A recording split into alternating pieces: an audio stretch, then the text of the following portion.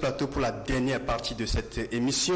On va continuer avec la politique et on va parler de la responsabilité des chefs traditionnels et qui aujourd'hui qui sont critiqués parce que on dénonce leur ingérence, leur prise de parti.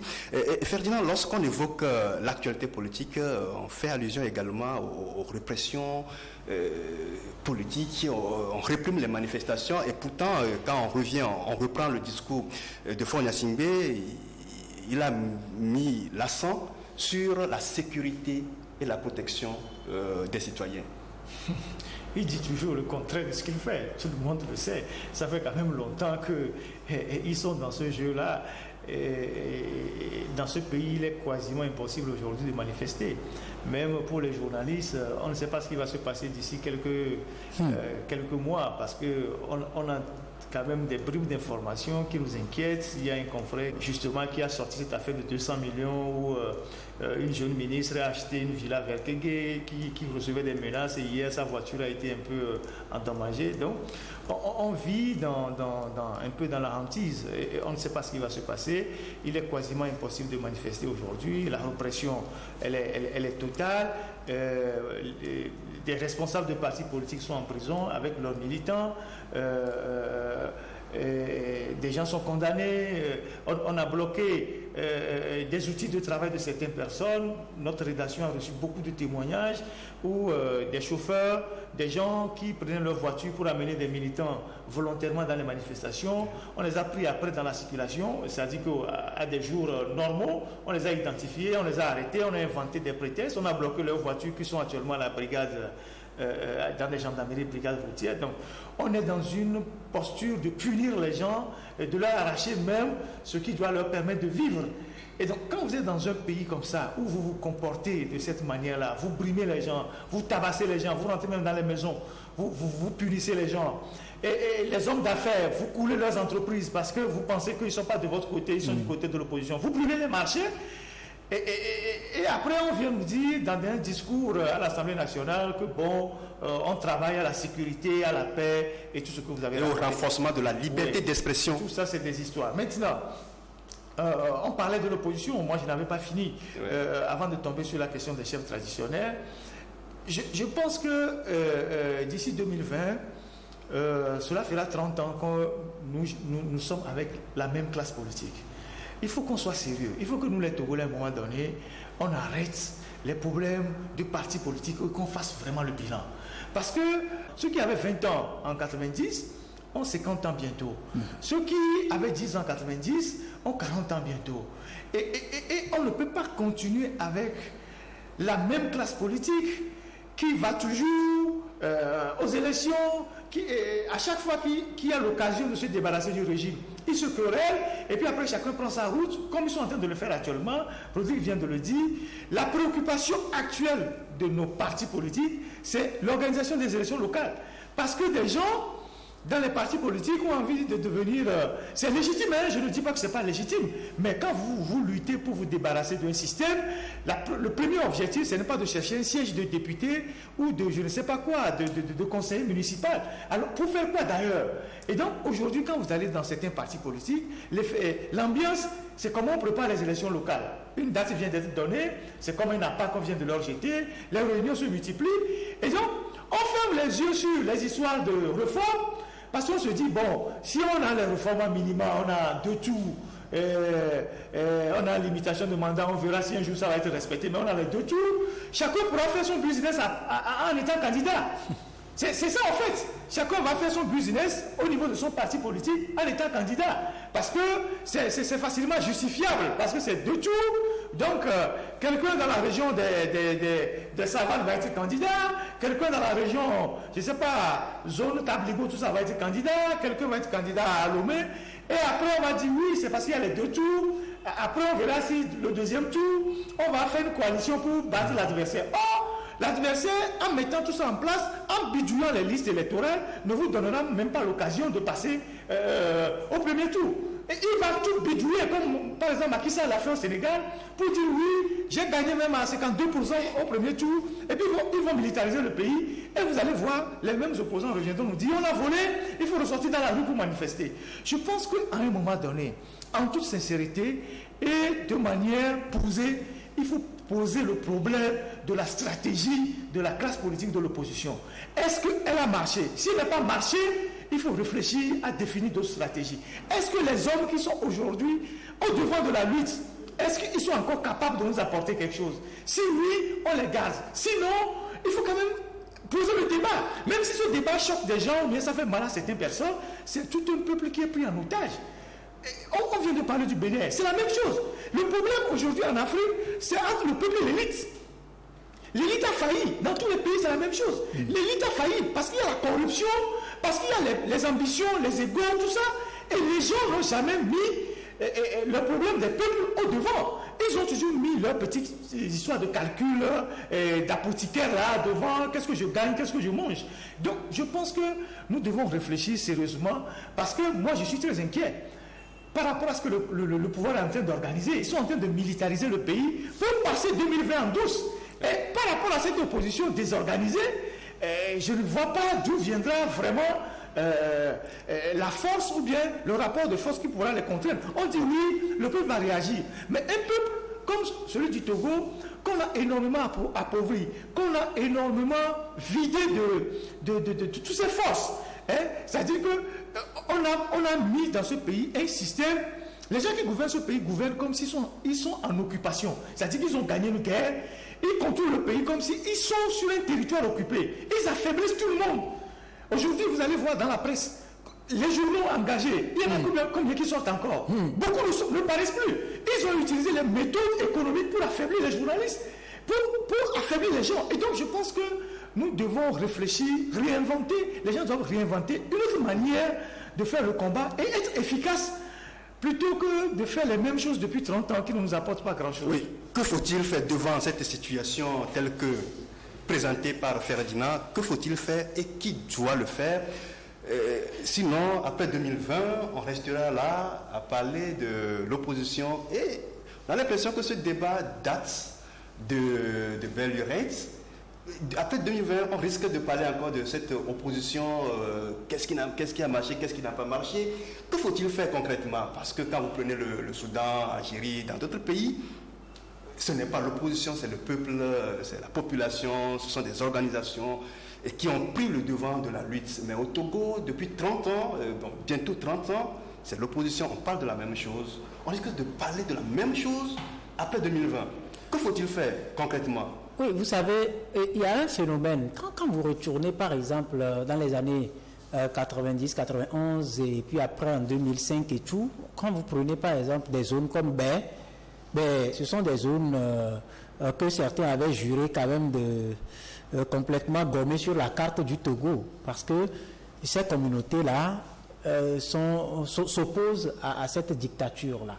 Mais qu'est-ce qui s'est passé? Au fil des ans, on a essayé d'introduire des spécimens de militants dans ces zones qu'ils ont naturalisé, Bé par exemple, et qui aujourd'hui ont créé des associations, mouvements bidons qui prônent la non-violence et des trucs, tout ça là, et donc réduisant les autres au silence. Parce que pourquoi?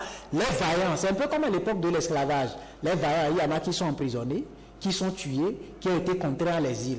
Et les autres, on les a confinés dans le sport favori qui nourrit le quotidien du Togolais, c'est l'alcool, les focas. Donc, vous allez voir, dans les temps forts des manifestations, quand on suivait un peu, on faisait la couverture, vous arrivez dans certaines zones, vous avez comme l'impression que ce sont des étrangers qui sont là-bas parce qu'ils ne se sentent pas concernés par la chose. Mais au fait, c'est dire que les différentes communautés ont tellement subi. Mais on ne peut pas pour autant se résigner. C'est vrai qu'aujourd'hui, le régime surfe sur la pauvreté pour glisser. Quand les gens entendent parler de distribution de 500 000 francs et des t-shirts par ici, je vous assure qu'ils sont capables de s'écraser. Parce qu'ils veulent juste aller prendre ça. Mais il faut une prise de conscience. Il faut une prise de conscience. Vous savez, le 28 février 2017 déjà, lorsqu'on avait augmenté les prix des produits pétroliers, il n'y avait pas eu quelqu'un devant qui avait appelé les gens à manifester. C'était un mouvement spontané.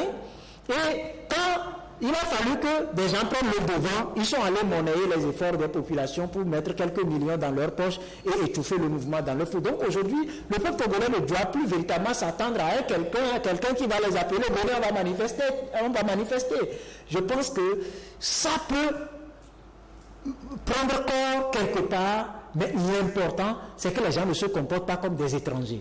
On a donné l'exemple. Dans des pays, c'est seulement le prix du pain qui a été doublé, triplé ou quadruplé, et la suite, on le connaît. Ces présidents sont aujourd'hui au NOUF. Ailleurs, vous prenez par exemple le taux de chômage des jeunes qui a amené un étudiant à s'immoler. Le reste, on connaît cette histoire. Ce président-là n'existe plus aujourd'hui, bien du moins celui avec tout son système n'existe plus aujourd'hui. Mais chez nous, qu'est-ce qu'on fait?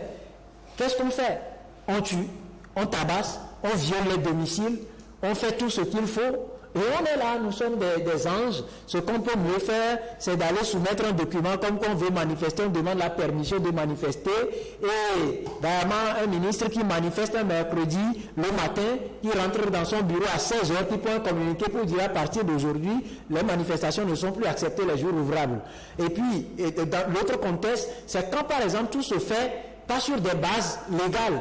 Un ministre qui vous dit non, les populations de Baie sont venues, les riverains sont venus se plaindre comme on a tellement marché sur leur voie qu'ils sont fatigués à aller marcher de l'autre côté aussi. Quand vous prenez un régime qui se comporte comme ça, vous savez, il faut des dingues pour contrer le système. Et ça, je pense que si jeunesse il y a dans les différentes formations politiques, il est encore temps de prendre conscience. Parce que nous, journalistes, nous faisons ce que nous pouvons. Hein. Tout ce que nous disons ici, on peut tout de suite quitter ici et demain on parlera de nos passé. Ouais. Ils en sont capables. Si hier, par exemple, Dieu est dans, Loïc n'est pas resté dedans, aujourd'hui on sera en train de parler de lui au passé. Et les autres, qu'est-ce qu'ils font? Les gens sont là à courir derrière les miettes. Que font-ils? Ouais. En 90, il a fallu quand même qu'à l'université qu'on ait des bribes d'intellectuels. Aujourd'hui, on a des intellectuels pareils. Qui ont versé partout le truc. Ça fâche, c'est vrai que ça fait rire. Ça fait. Il faut une thérapie de choc. La prise de conscience, ça ne viendra pas de Nilo quand même. Oui, vous savez, nous sommes quand même face à un régime séquantenaire. Le régime a eu tout le temps d'affaiblir tous les leviers de contestation du pouvoir. On parlait de la jeunesse tout à l'heure. Elle est totalement livrée à elle-même. C'est les bars. Ce qui marche à Lomé aujourd'hui, c'est les débits de boissons. Quand vous voyez les gens boire à Lomé, vous vous posez la question de savoir si le pays a des problèmes. Vous voyez, je pense que l'une des boîtes qui fait aujourd'hui le plus gros chiffre d'affaires au Togo, c'est la brasserie du Bénin.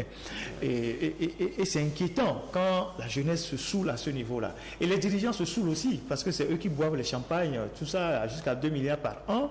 Vous savez que le Togo fait tellement de la gabégie que le Togo donne même des bouteilles de champagne, des cartons de champagne dans des pays voisins, comme cadeau, hein, quand il y a des fêtes. Vous imaginez ça? Alors que nous-mêmes, les gens dans les villages n'ont pas d'eau potable à boire. Alors, on a affaibli tous ces leviers-là. Les étudiants, on les a totalement réduits au silence.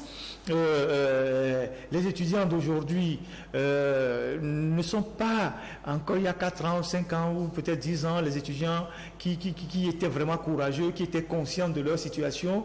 Ils sont là, ils disent rien, leur avenir est compromis. Et vous avez tous les secteurs économiques qui sont totalement mis en coupe réglée. Les opérateurs économiques, en tout cas ceux qui se nomment ainsi, sont devenus des militants unis. Ils confondent les affaires à la politique, et même si leurs affaires ne marchent pas, il suffit qu'ils soient à la tête de quelques organisations comme Chambre du commerce ou je ne sais pas quoi, patronat, et qu'ils vont se faire décorer ou vont défiler, ils sont contents. Autre conséquence, le Togo n'a pas de Dangote, on n'a pas de talent, si on peut parler ainsi, d'Ajavon, de Bion. Tu ne peux pas citer un homme d'affaires togolais qu'on peut présenter aujourd'hui comme quelqu'un de puissant. Oui, que faut-il faire pour sortir de l'impasse? On en vient à la chefferie, parce que c'est de ça qu'il s'agit pour les dernières minutes. Oui. La chefferie est dans une situation catastrophique. On a dévoyé la chefferie parce que aussi c'est des leviers du pouvoir. Moi, j'ai eu la chance d'aller à la cour du roi au Toufo à Koumassi. il vient de fêter d'ailleurs ses 20 ans autour, quand le roi appelle le chef de l'État ghanéen, dans les heures qui suivent, le chef de l'État arrive à Koumassi. Et il s'est passé quelques mois où, dans la dernière période, le roi a appelé le président Nana Akufo-Addo de venir le voir. À 16 ans, il est arrivé 18 ans, on lui a dit que le roi ne peut pas le recevoir. Il est retourné à Accra avant de revenir. Et donc, c'est vrai que nous avons hérité cette situation de la colonisation où le système français a essayé de désorganiser la chefferie traditionnelle. Ailleurs où les peuples étaient plus ou moins acéphales, ils ont construit des chefferies à leur manière en imposant, en créant des chefferies bizarres. Et aujourd'hui, qu'est-ce qui se passe dans nos villages? Tous les chefs qui sont aujourd'hui imposés, parfois par la force, c'est les anciens combattants, donc des gens qui ont déjà fait le régime, qui ont appris à réprimer, c'est des fonctionnaires à la retraite. C'est ces gens-là qu'on envoie de la capitale vers les villages pour devenir chefs. Certains même sont chefs, mais ils sont dans la capitale. Conséquence, dès que le pouvoir claque les doigts, ils sont alignés comme le canard et ses canetons derrière. Ils font la volonté des CB, des préfets, et vous avez bien écouté cette histoire de Abrafo, Palimé, où des chefs se permettent d'agiter l'épouvantail de cette milice-là, ce qu'on appelle dans d'autres pays les dozos, pour l'épouvantail pour menacer des citoyens qui veulent manifester. Et donc, voilà à quoi notre chefferie est réduite. Donc, le régime séquantonaire a détruit, c'est-à-dire que, d'abord, il a émasculé les mentalités, et lavé les cerveaux, et puis après détruit tous les contre-pouvoirs qui peuvent naître même dans nos cultures. Et donc, du coup, si on ne fait pas une thérapie de choc, si quelqu'un ne sait pas, où les populations ne s'organisent pas pour reprendre leur destin en main, on restera longtemps. Parce que plus le temps passe, plus ceux qui sont tentés d'aller manger, parce que pour sauver leur vie, sont plus nombreux. Ils aiguisent leur appétit. Oui, ils aiguisent leur appétit. Et vous voyez que chaque jour, on dit, ah, celui-là aussi, il a commencé par manger avec une île. Donc, ceux qui résistent, soit ils quittent le pays, soit ils sont là, mais avec toute la pression qu'ils reçoivent. Mais vous allez dans les villages, tout ça, les gens deviennent unis. Et parfois, contre leur gré, d'autres parfois de leur propre gré, pour pouvoir manger un peu et vivre. Rodrigue, que deviennent aujourd'hui nos chefs traditionnels? Des militants? C'est des suppôts du régime. Ils deviennent quoi aujourd'hui? Non, si vous voulez voir le vrai visage de la chefferie traditionnelle au Togo, il faut aller dans les réceptions organisées par le pouvoir. Vous allez voir les chefs se discuter des tiges de brochettes et des coupes de bière, des canettes et tout. C'est ça. C'est là que vous allez voir au fait. Et ça répond un peu à votre question. Ouais. C'est l'image aujourd'hui, c'est en cela que se résume la chefferie traditionnelle aujourd'hui. Est-ce que ce n'est pas grave ça? Non, pourquoi ce n'est pas grave? Ce n'est pas grave ça? C'est extrêmement grave. Mais pourquoi? Je vous explique. Vous prenez des personnalités à la moralité douteuse ou peu recommandable, on parachute dans les villages parce qu'il est meilleur militant, il est expert en détournement de fonds, ainsi de suite, et rapidement on prend un décret, il devient... La dernière fois, j'étais à Palimé pour cette histoire de menace de sortir les Abrafos, mais quelque part j'ai pleuré parce que j'ai eu la chance un peu d'aller dans les États voisins, j'ai vu à peu près ce qu'on appelle chefferie traditionnelle, mais je vous assure, quand vous allez au Nigeria, avant d'aller dans la cour du roi, mais s'il vous plaît, vous êtes qui? À moins qu'il y a une affaire qui vous conseille. Aujourd'hui, vous prenez le Togo, des chefs qui sont devenus experts en passage derrière les rideaux blancs, des chefs qui se saoulent dans les coins de rue, des chefs qui donnent rendez-vous à des gamines de 16 ans, 17 ans dans les bistrots et tout. Non, mais ça, c'est... On n'a plus de chefferie traditionnelle au Togo. Est-ce que ce n'est pas... Vous avez suivi récemment le zèle d'un chef traditionnel qui expose même l'ignorance de son propre histoire. C'est-à-dire? Tout simplement par militantisme. Il vient dire ce qu'il ne sait pas. Et heureusement qu'il y a un professeur d'histoire qui doit rentrer dedans. Regardez ce qu'on fait de la chefferie. La chefferie n'existe plus. J'étais dans le goût où pour cette affaire de communalisation des chefs traditionnels qui ne sont pas d'accord avec le choix des autorités de faire du canton de Dacha le chef-lieu de la nouvelle commune qui allie Dacha, Katoré et puis Akpare. Mais notamment, on les appelle au téléphone comme des gamins à qui on intime des ordres, ils atterrissent à Lomé, on leur flanque 100 000 francs CFA et on leur dit après 5 ans, on va vous renouveler ça, que tout un fichier ne peut plus rien faire. Mais les chefs arrivent tout en courroux et de l'autre côté, il y a le préfet qui menace un chef traditionnel de lui retirer son décret de nomination. Vous savez, en matière de chefferie traditionnelle, j'ai la chance d'appartenir à une maison royale, à une famille royale, mais ce qu'on appelle gardien des us et coutumes, ça n'a rien à voir avec un décret. Ça n'a rien à voir avec un décret. La preuve, ce ne sont pas les politiques qui choisissent normalement les chefs traditionnels. Merci Rodrigue. L'équipe alternative faisait un dossier, elle rencontrait un chef qui a subi vraiment la colère d'un préfet et il est tombé malade pendant des mois. Voilà comment on réduit nos chefs traditionnels. Est-ce que c'est parce qu'ils sont payés par l'administration ou comment? Ils ne sont pas payés, il n'y a que les chefs cantons, mais aussi les meilleurs militants. Les chefs cantons, oui. Je pense qu'il y a une constellation de la dictature. J'ai toujours dit les petits Mussolini qui essaient de mailler le territoire pour faire la volonté du grand Mussolini. Donc vous avez les préfets, vous avez les chefs, les CB, vous avez les chefs cantons, tous ces gens-là sont mis à contribution pour maintenir la dictature. Vous savez que dans certains villages, lorsqu'il y a élection, c'est chez le chef canton qu'on entrepose les urnes. Et c'est dans la maison du chef canton qu'on fait le bourrage des urnes. Et le chef, après, il prend 200 000. Et puis bon, après, bon, il va chercher une nouvelle femme. Et puis bon, voilà. Et donc, c'est ça le Togo. Et quand vous voyez, par exemple, le président ghanéen qui arrive à Lomé par la route, ou bien qui vient dans une tournée, il arrive dans la Volta Régine ici, ou même à Plao, il vient saluer le chef d'Aplao, côté ghanéen. Fiti. Le chef est assis, avec tout sa cour, et le président le salue, il ne se lève même pas, c'est le président qui le salue debout. Même le chef Sri, un peu plus loin, vers Keta, tout ça là, mais c'est des gens tellement importants, influents dans leur pays. Mais nous avons...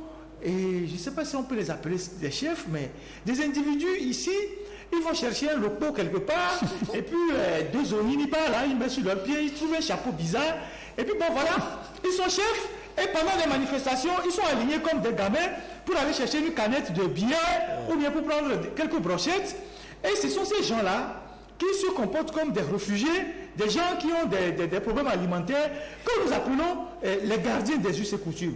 Et chaque jour que Dieu fait, le pouvoir essaie de morceler les territoires pour créer de nouveaux chefs qui seront soumis, je ne sais pas, à l'autorité centrale. Parce que quand vous voyez comment on morcelle le territoire, avant il y avait des grands cantons, maintenant on a morcelé ça en petits cantons. Ah oui, c'est un peu ça. Avant il y avait seulement le canton à Flaou. Ouais, c'est ça. On a créé des petits trucs là, et les types ils sont tranquilles.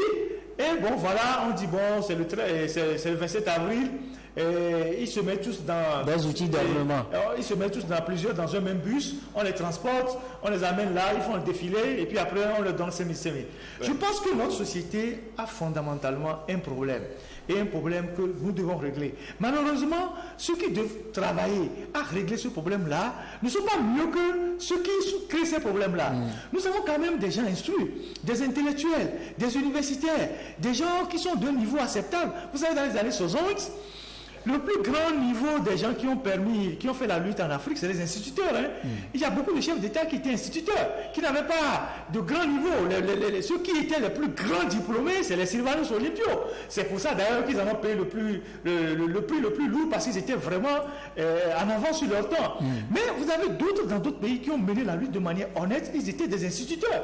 Aujourd'hui, les instituteurs dans nos villages, les enseignants, ils sont tous dans UNIR. Ils sont des soulards. Ils sont là parce que quelqu'un est en train de chercher un petit poste de censeur, il va semer la zizanie dans toute une localité parce qu'on promet que dans 2 ans, on fera de lui un censeur. Donc, notre société est malade. Et il faut quand même des éclaireurs, parce que je ne pense pas que c'est tout le monde qui est dedans. Il faut que ceux qui ont encore gardé la lucidité essayent d'ouvrir les yeux à d'autres personnes. C'est un travail qui va être long, qui va nécessiter beaucoup d'énergie. Nous, en tant que médias, on le fait tous les jours. Rodrigue vient de le rappeler. Ce n'est pas aisé pour nous. Ceux qui tiennent encore debout, dans le pays, on essaie de faire de notre mieux. Les gens qui vont à l'intérieur du pays avec une caméra pour aller filmer les populations qui n'ont pas d'eau, qui n'ont pas d'électricité. Tout ça, c'est le travail que les médias font aujourd'hui avec les réseaux et qui permet de mettre les réalités là à la face du monde. Maintenant, il faut que chacun d'entre nous essaie de faire quelque chose. Il faut qu'on arrête les petites histoires, les querelles, tout ça, et qu'on travaille à sortir ce peuple de cette quasi-situation d'esclavage dans laquelle nous sommes depuis 50 ans et donc qu'on n'entrevoit pas la fin. Parce que merci Ferdinand, c'est votre mot de la fin. Le chemin est encore long, contrairement à ce que les gens pensent, parce que généralement au Togo, lorsqu'il y a un petit coup d'éclat quelque part, on pense que tout est déjà cuit, les gens font des calculs, bon, le régime est totalement tombé, qui prend telle pause, on commence pas à distribuer des postes. Il n'y a encore rien. Le chemin est encore long et il faut travailler, il faut s'organiser pour arriver à bout. Et dans la discrétion, dans le silence, et essayer de voir comment est-ce qu'on contourne les obstacles. Parce que moi je pense que d'ici 2020, la situation va se dégrader davantage. Et le système sécuritaire, le système policier, il va encore faire beaucoup de dégâts. Mais il faudrait aborder ce virage-là avec beaucoup de subtilité et d'intelligence.